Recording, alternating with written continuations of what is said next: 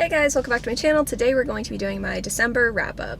So, I'm feeling a little weird today. Work was weird. I'm on my lunch break. Today's Friday, and on Saturday, a big life event is happening, so I am fucking thrilled. I'll be sharing it with you guys in like a week or so. I'll have a whole video up on it. But until then, you can just deal with my anxious ramblings as I tell you guys what I read this month. I read 12 books this month. It's definitely a better reading month than I've had in a really long time, so I'm really glad that I read all these fucking books. Without further ado, let's get into it. I had 2 5-star reads.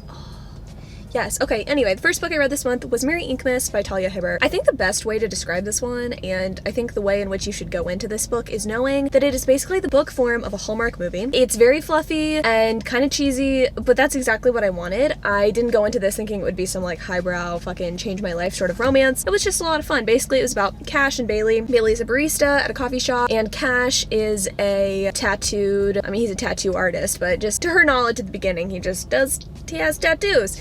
And they're both pretty attracted to each other at first. The way that they kind of come together is a homeless man walks into the coffee shop while Cash is getting coffee from Bailey. And the homeless man is one of Bailey's like acquaintances or friends. Her boss at the coffee shop is like, you can't let homeless people in here. Bailey's like, that's super fucked up. Cash is also like, that's super fucked up. Bailey's manager like fires her from the coffee shop. And Cash is like, hey, I run my own tattoo shop. You can come and be the receptionist, and love blossoms. I thought this was pretty cute. There were some issues that I had with it because the plot was kind of messy. So the homeless guy I mentioned, he's brought up a lot in the beginning of the book, but it's pretty clear that he's really just a plot device to make the love interest look charitable, which it's a little sus. It's kind of like those videos you see where people are like handing out $20 bills to homeless people. It's like, okay, cool, but like, why'd you record it? It just felt a little weird and disingenuous, and we don't really get a nice wrap up of his character. We don't hear from him again. It's kind of dumb. Also, I didn't like this element, and I don't really judge Talia Hibbert for it because I think it's a hard thing to pull off, and especially in a novel of this length, I think it's difficult. But Cash is very reluctant to get into a relationship with Bailey at the beginning, and throughout the story, he is just like, I can't do it. I can't love people. I'm not able to love people, and you are left wondering, what the fuck are you talking about? I think it would have been more effective if Talia had been like, okay, if Cash's inner dialogue, I guess, had explained why he was reluctant to be in love instead of using it as a plot twist at the end. Oh shit, he has this childhood trauma.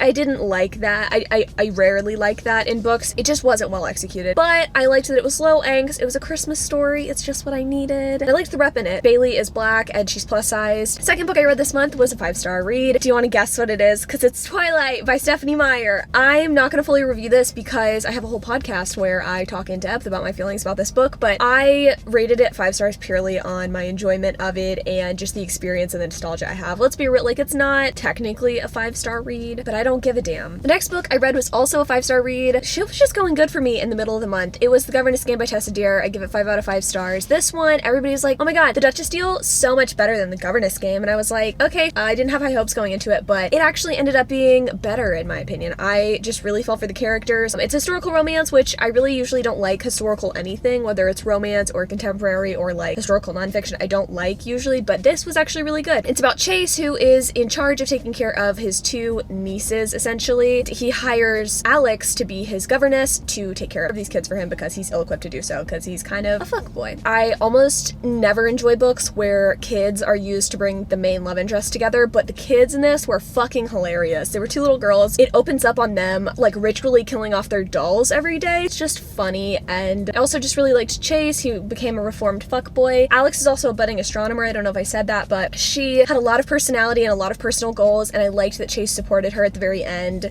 I mean, throughout the book, he's supportive of her. I fucking love that. We stand a historical feminist king. I don't know if this would have happened actually in history, but I appreciated it, and I thought it was very cute. The next book I read was actually a graphic novel, and it was Fence by C.S. Passat. I gave this 4 out of 5 stars. Does it deserve that? No, but I am who I am. The best way to describe this is for like gay chaos. Just kidding, nothing gay has even happened yet. Fence Volume 1 is a wrap-up of the first 4 issues. It's about a fencing program at a college, I think, or is it high school? I don't know. It's about a fencing program at a school, and it's good. I actually believe it's high school. I know it's gonna be gay eventually because it's C.S. Passat and it's set up that way, but I know it's gonna be a while. Slow burn's really not the word for it. It's like probably probably how miserable it would be to be like burned on a stake is the kind of burn you're getting from her books. But I like it. I probably should have given it 3 stars because it really didn't do that much like for the story, just kind of set things up. But I liked it. The next book I read, also another graphic novel, it was Mean Girls Club Pink Dawn by Ryan Heshka, and I give it 4 out of 5 stars. This is another one that probably didn't deserve 4 out of 5 stars, but I just genuinely fucking enjoyed it. It's a graphic novel that I picked up at my library on a whim because it was pink, and it's basically 50s pinup girls fighting misogyny and kicking ass, and it was just a whole lot of fun. It's nothing groundbreaking in terms of the moral story that it was telling. The takeaways weren't exactly like highbrow, but it was just a lot of fun. The art is beautiful and I enjoyed it. I thought it was cool, and I don't know anyone that's talked about this one, so I would look into it if you have not heard of it. The next book I read this month was Say Yes the Marquess, also by Tessa Dare. I give this one 3 stars. It wasn't bad, but I think maybe I was just getting kind of burnt out on Tessa Dare since I had like read 2 of her books already. The Duchess Deal, I think I read at the end of November, and so yeah, it was just a bunch of historicals back to back. I could probably go my whole life without hearing the word tupping ever again. It sounds like you're fucking your meal prep pasta. I just don't like it. Can we just say bangin'? I know that that's like not historically accurate, but I think I would have preferred it. It was pretty fun. It was about a probably plus-size heroine. She's described as being bigger than of her sisters. Being strung along for 10 years by a Marquess, like she's engaged to him and the wedding just hasn't happened. She's getting bored waiting. So the Marquess's brother comes by and is like, hey, let me help you plan this wedding. I want you to get married to him. Like, I'm gonna make it happen. And honestly, it was never really explained why he was so committed to getting his brother and his future sister-in-law married. She falls in love with the brother. Surprise, surprise. It was a lot of fun. I liked that she wanted to open her own brewery. I thought that was pretty dope. Like, I like that all of Tessa Dare's heroines tend to be pretty, empowered. They have careers and shit, or they want to have careers. It wasn't my favorite. It just wasn't my favorite. Yeah, 3 stars. The next one was probably one of my most disappointing reads of this year. It wasn't the worst thing that I've read, but it was definitely really disappointing, and it was Luna and the Lie by Mariana Zapata. I give this 2 stars. It's another slow burn romance. If you don't know, Mariana Zapata writes extremely slow burn romances. Tend to be very like family heavy, very heroine heavy as well. Like, you get a lot of background on the main character and her feelings and her emotions and her personal growth, which I think is really cool, especially if you're kind of like hesitant to read shit with sex in it. But I really didn't like Ripley. I didn't like Rip. I thought he was kind of a douchebag. I'm cool for misunderstood characters, but he wasn't misunderstood. He was genuinely just an asshole for the majority of the book. And Luna, her story was just too sad for me. I don't think I've ever read a Mariana Zapata book where the main character's situation in life is something so horrendous. Yeah, like her characters usually have struggles, but when I'm reading a romance, 90% of the time I don't want to read about a character just having like a downtrodden existence. It's just not fun for me. I read romance and I read in general for escapism, so for me it's just like, please no. The one sex scene in it too, I didn't like it. They fucked on a recliner chair. That's not sexy. Next book I read was Deke by Eden Finley. I was really excited about this one. It's a male-male romance, give it 4 stars. She also wrote Fake Out. I don't remember what the second book was called. I didn't like the second book. I didn't think it was good. I don't think it lived up to Fake Out, which was a 5-star read for me. I fucking loved it. Deke though is really, I don't even like, Deke was about a hockey player and a journalist and their relationship. The journalist pretends to be the hockey player's boyfriend around their family, but the reason I liked this one, the reason I gave this one 4 stars was that I think it handled the issue of coming out super well. The hockey player's out to his entire family and his friends, but he is not out to the hockey playing world because he's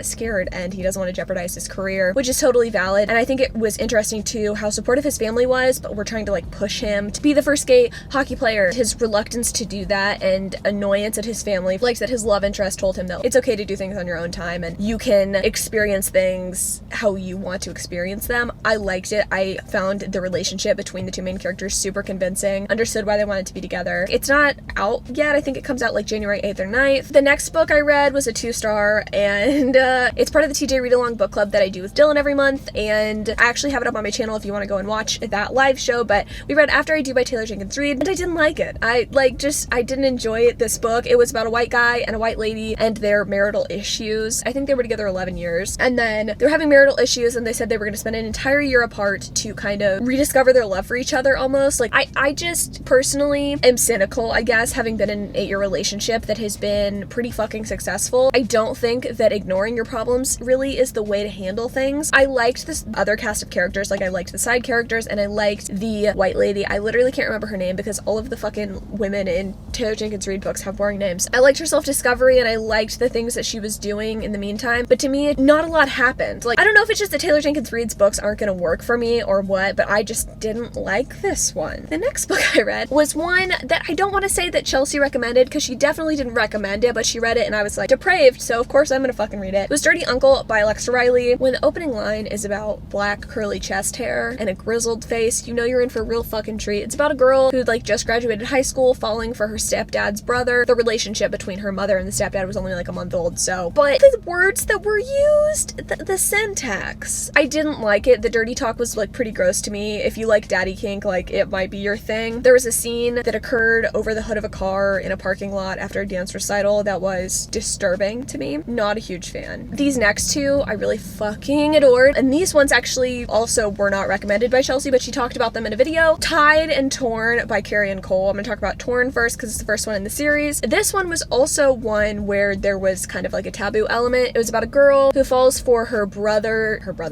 No. It was about a girl who fell for her father's best friend. Her mom and dad had her at like 15. The best friend was also 15 at the time, and you get flashbacks of the girl with her father's best friend because he's essentially her godfather. So I'm just gonna say godfather. Basically, you see her grow up with her godfather, but you also see present day as she is falling for her godfather. And it's interesting to try to reconcile in your head the fact that he raised her kind of and like was there for her when she needed him, with the fact that they're moving into a more sexual direction in their relationship. I think it's an interesting dichotomy, and you can decide for yourself if you read this like whether or not you think it's acceptable or not. But I personally found it super compelling and I was really rooting for the characters. I think it was extremely well done. I really think I found a new favorite romance author because this was so artfully done. I've been reading just a lot of basic campy romances or smuts lately, and this one was just super different. I listened to this one almost exclusively on audiobook, which was super fun. And then I read a super different one by her called Tied, which was about the brother of the best friend.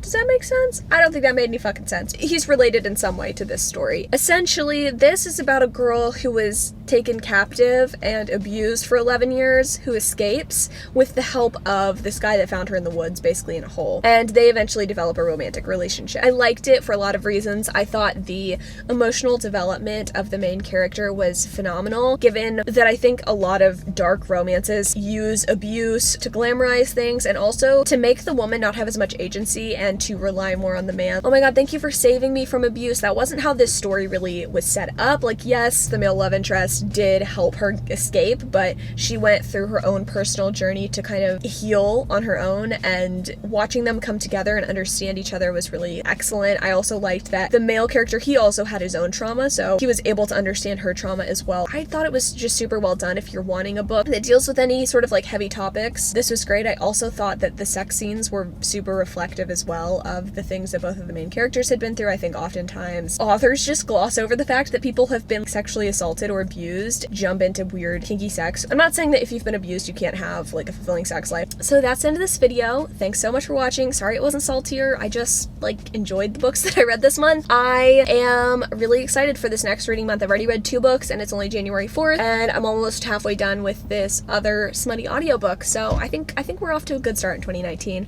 Let me know what your favorite book was in December. Curious to know. Also, let me know if you've read any of these books and what your opinions were. I'm posting this on Sunday, so I hope your Sunday's dope. My weekend is gonna be fucking chaotic, but I am so excited about it, and I'm just so excited to share everything with you guys in due time. So, love you guys so much, and until next time.